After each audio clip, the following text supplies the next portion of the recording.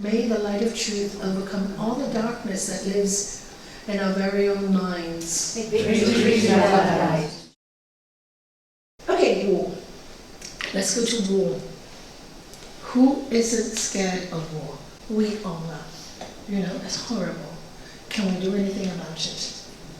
We really can't, can we? There's nothing we can do.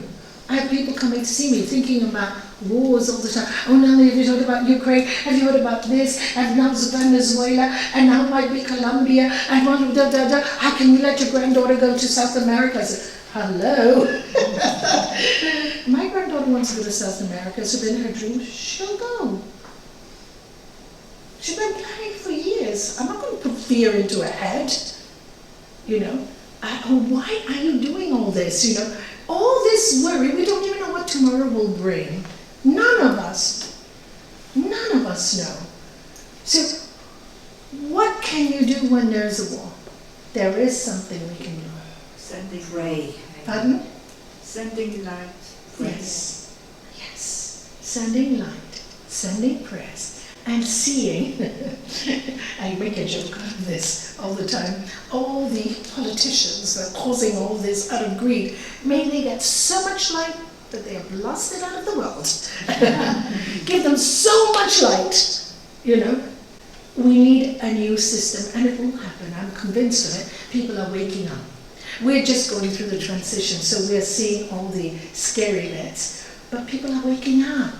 People are waking up. People are actually, you know, talking about not accepting what governments want for us, you know, and they're no longer scared of these people, you know. So it's a change. We're going through the transition. So it's a very exciting time when you know it's a transition. It is a very fearful time if you feel, oh God, what if tomorrow there's a war here? And do you remember in 2000, what was it 2012? Or 2002, they said be the end of the world. Do you remember? Yeah. All the predictions, and people used to come to me, oh Nalanie, there's going to be a tsunami and all the coasts and all Gibraltar's going to drown. I think you remember. Yes. You're coming to me, I said, nothing's going to happen. And I said, if it happens, it happens. But I'm not going to worry now, for it was like 2005 when she told me. 2012 came and went. All that worry, all that suffering that this girl had for all these years. For what? You're like this, you're stressed out, panic. So this is why, you know, like Eckhart Tolle says, be in the now. Actually, if you haven't read that book, it's a brilliant book. It's true. That's where, and what is all the yogic studies? Dharana, dhyana. Be in the now. We don't know what's going to happen the next minute. We don't know. The past is the past. The past is done. It's done. It's over. Every day I say to myself, every morning, new beginnings. Can you say that? New beginnings. Every morning, new beginnings. You don't know what's going to happen today, do you? And when you think that way, something different always happens every day. Yes. It never stops in our life, does it? And we'll say we're going to take a break, but the break is also the new thing that happens. Have a break. Oh, we can suddenly paint. New beginnings, you know. We haven't done it for a year. So it's always new beginnings. Don't be afraid of a different day. Don't be afraid of different experiences. Just accept them as they come. And if they come your way, I can't do this, I have too much to do. Okay, calm down. You can't do everything in one day anyway. You can't finish that list in one day. Nobody's going to die from that. It's the tension we give ourselves. We give ourselves so much tension for nothing. Nothing. And so what can we do? We can pray. That's how you work with that one. You can pray for the world and focus on what is good in your life. What is peaceful in your life? What is loving in your life? That's what we can do. Where there's discord, we can bring harmony. St. Francis, where there's discord, we bring harmony. I can't fix the world, but I can have harmony in my home. I can make my family laugh. I can be kind at home. I can be there when they need me. Yes, it's not easy. Sometimes it's so hard, but I can do it. And then when you, okay, actually it's not that bad. Then you start to enjoy it. You enjoy it so much, you don't want to do anything else. And I'll just give you an example. If it happened to me, it will happen for all of you, because we're all the same. When I was young, I could never sit still in one place. Never. My mother used to say, never sit still. Now, when she was so sick for six weeks, when I went there last September, she couldn't talk much. She couldn't walk much. We just dress her up and put her in the sitting room. And the whole day, I would read the Gita to her. And people would say, don't you want to do anything now? No, do you want to go out for lunch? Everybody, you want to go out for dinner? No, just leave me with my mom. I'm really quite happy. I love the food at home. We have a very good cook at home. I'm so happy. But surely you must be bored. Surely you can't sit in a room all day, or in the hospital all day from 8 to 8. No, I can. I love it. And it's not that I'm trying or I'm good. It's nothing to do with that. But after years of practicing, you really start to see that if you can alleviate any suffering, it's such a joy for you to do it. And I say, listen, I don't mind. I don't feel bored. So you guys go out. You guys do this. While I'm here, take advantage of me. And I mean it. So there's no obligation to anyone. Do you see what I'm saying? It comes from a place of what? Love. And that love grows as you practice more and more, and you realize we're all part of one consciousness. And then you don't even have to try. You can't help it. It moves you, and that's really a nice feeling, rather than all the heady stuff. When I was young, all the heady stuff, I still get it sometimes, but thank God it's so much less. But when the heady stuff goes on, oh God, you know what it feels like. I have to do this, and I can't do this, and I have to look after this one. Oh my God, this is my job. This is what I've been given. Do it to the best of my ability. Done. It's just that I've been given this job. Let's just do it. No complaining. Just do it. And try and do it with love. And then things work. Anyway, so then you face these things. Don't run away. If you're scared of war, two things you can do. You either watch the news, understand it, and pray for the world, or you don't watch the news at all. Stay away from it. If you can't handle it, don't watch the news. I watch the news because then, I don't watch the news anymore, but I look at BBC now in the morning, or ask Les to tell me, only because of my work. I meet people of all walks of life, and I need to know what's going on. So I do it for that reason, otherwise I wouldn't bother. A lot of it's lies anyway. So, okay, that's war. Work with it, work with peace. So the next one, lack of money is a big one. This is 99% of the people I meet. Worried about money.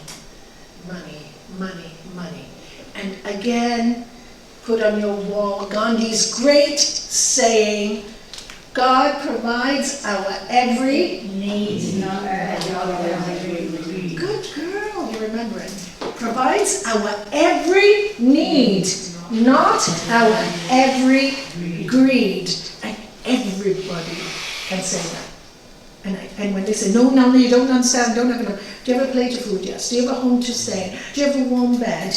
Do you know how many people don't? Aren't you so blessed? And what don't you have? Oh, I'd like this expensive car. Is it a greed or a need?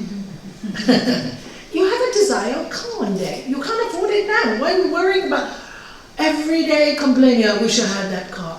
Do you know what I'm saying? What a waste of energy. The whole day is wasted in wanting that house, that car, that thing. Your life is going past and it's all in your head. I want. It's getting you stressed. It's getting you sick. You're getting into, I can't do it. And it's not going to change, is it? So what is the opposite? What is the opposite? Gratitude for what you have. Gratitude. Be awake, be aware, you know. Watch what you waste not. If you need it, yes, have it. I'd rather have heating and not go out for a meal any day because that makes me happy warm. Do you see what I'm saying? Some people are freezing in their house, and I met that person the other day, remember? Freezing in their home. And I go, why are you freezing in your home? Electricity is so expensive. But I said, you go out for so many expensive dinners, because this person does go out for lunches and dinners, right? You know. And I go, I'd rather be so warm in my home and don't go out for lunch and dinner. Home is where you are staying all the time. And she looked at me. And she said, maybe you're right. I said, of course I'm right. And the penny dropped. I'm freezing. Oh, just stay in your home. Why would you freeze? Do you do it? I said, of course, the best money I can spend. Being comfortable. Being comfortable. Can you imagine my turn these seats? Everybody's sitting and freezing. What's the point? Do you know, does it make sense? What is more important? Your body. Keep that well, keep that strong. Look after that. The rest is wastage. And then if you can do both, do everything. Why not? So those that don't have it, enjoy what you do have and just be really grateful. The practice of gratitude all the time. And the mantra should be, I am so abundant. Can you say it? I'm so abundant. So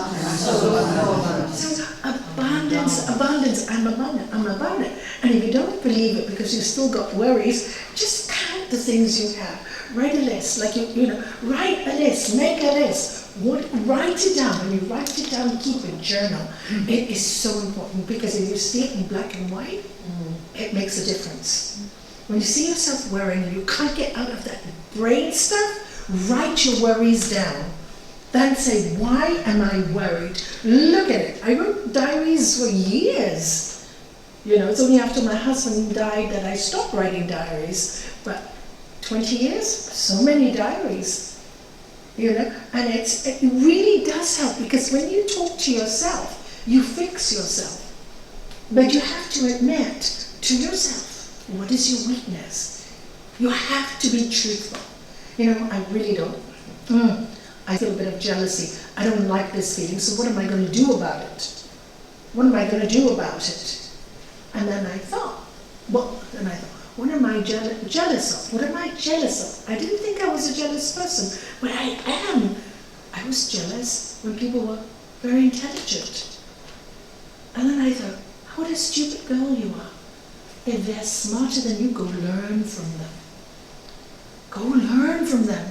So what did I do? I started invited Silta, started to invite the Smallies down in Gibraltar the early days. How many people did I invite in my home?